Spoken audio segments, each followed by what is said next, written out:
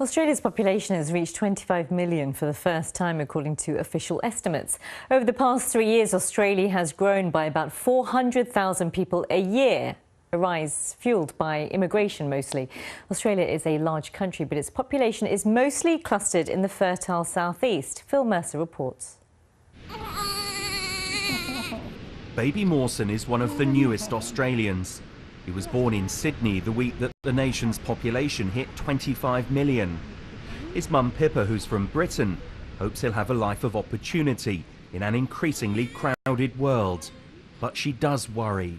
We've been here just over 6 years and it's got way more congested. We don't really know what's going to happen. It's hard to know where we're going to be, even in 10 years. We looked into moving to New Zealand to get more space and to have more of the lifestyle that we wanted. Big or small, the debate about population is divisive. There is an argument that immigration has made Australia's cities congested and housing unaffordable. Then there's the view that migrants reinvigorate the nation. The population of Australia adds one extra person every 83 seconds. This boom in people is being fueled mostly by immigration. The biggest groups of new migrants are coming from China and India. The government says that more people are good for the economy. Others believe, however, that Australia simply can't cope with a rapidly growing population. There's no doubt that population growth does... Selling his message down the pub, the leader of the Sustainable Australia Party argues that the country is already too crowded.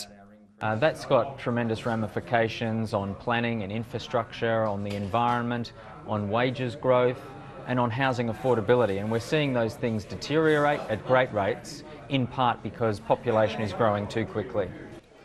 Most new settlers are skilled workers who boost productivity. The majority head to Sydney or Melbourne, but perhaps in the future they'll help to colonise areas that are currently uninhabitable.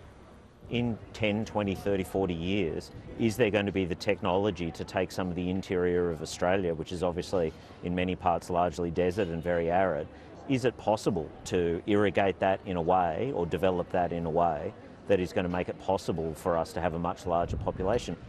The latest official prediction is that the number of people here will double to almost 50 million over the next 40 years.